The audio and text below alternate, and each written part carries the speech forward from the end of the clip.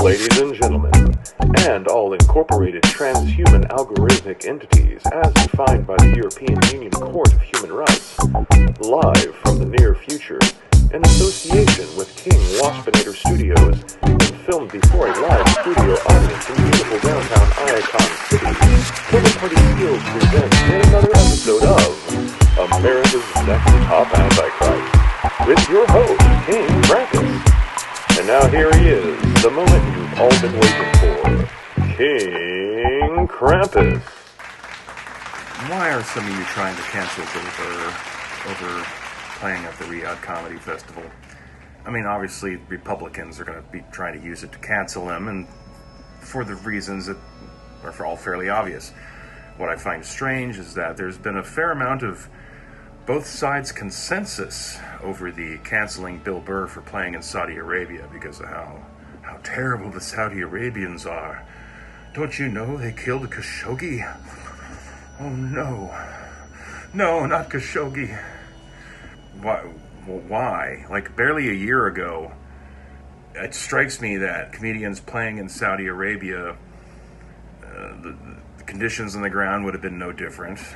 They still would have been told not to make jokes about the royal family. Ooh. And, blood money. Saudi Arabia did this and that, which in the past the left would have kind of turned a bit of a blind eye to on purpose, because that would be lending credence to what would normally be considered an Islamophobic right-wing talking point. So it's just weird that right now you do see some left-wing channels also using the exact same talking points to curse the name of Bill Burr for not remaining super true to whatever it is they think that he's supposed to be standing for.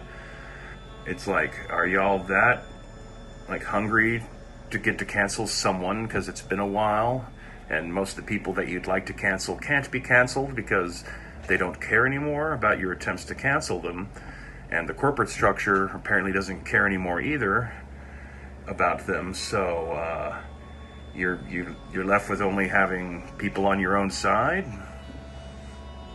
All this stuff about, the negative qualities of Saudi Arabia have not exactly been secrets up until now, that you only found out about recently because of the Riyadh Comedy Festival becoming news.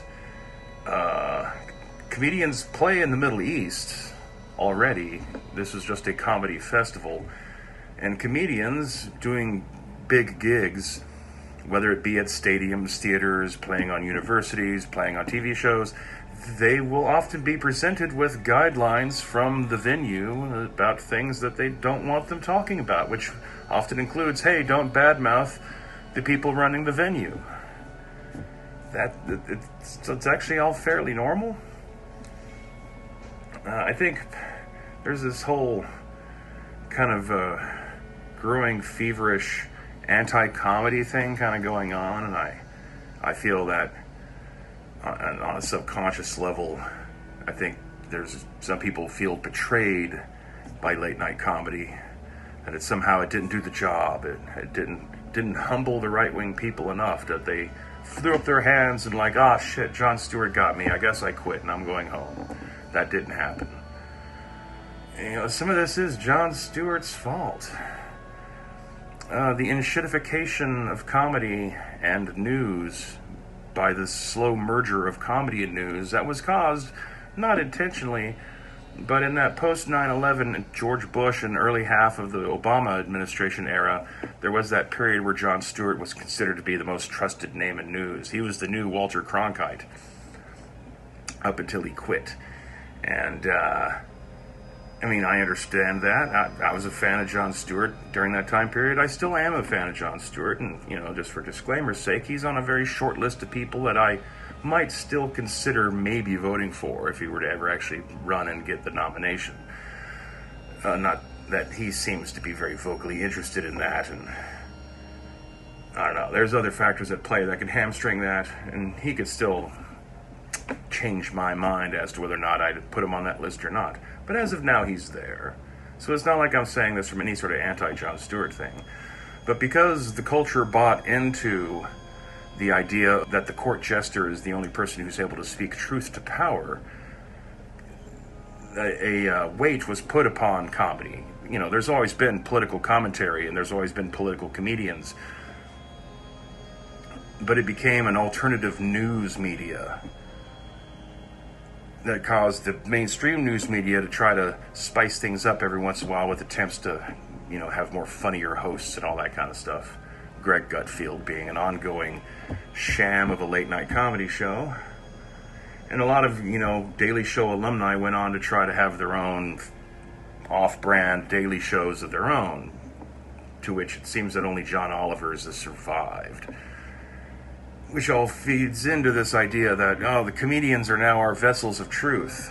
This fed into the growth of Joe Rogan's podcast as a platform where people can come and have a long 3-hour-long interview and you can hear a bit more out of what they actually have to say for themselves than you normally do in the 15-second soundbite, especially when politicians would go on there. And now, you know, he's at the center of this rifting that seems to be happening amongst both stand-up comics, but even more so amongst stand-up comics commentators on the internet. All the ringside cheerleaders and hecklers out there with their YouTube channels who now have a grudge against Joe Rogan because they bought into the media presentation of what he is. I don't know, this is all also terribly stupid, as are most things. But why Bill Burr of all people? Like, you can't have a guy who's like more on your side on the things that you all want to, you know, have your people in positions of privilege with platforms to say and speak and do and all that kind of stuff. He's like one of the most famous pro-Luigi people out there, you know, and all that kind of stuff, yada, yada, yada. And so, as I said, like, because of the target in question and how much this kind of runs counter to how normally those particular reasons for why Bill Burr should be canceled over this are being cited,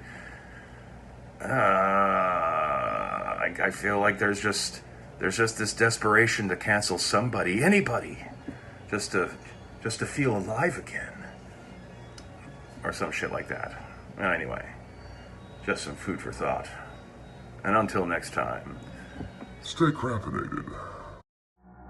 In the distant future of 1999, Amazon time barbarians fight to liberate the women of North America against vast armies of trolls and chads under the control of the Rogan Joe. This original tabletop role-playing game is thick with 2 C's.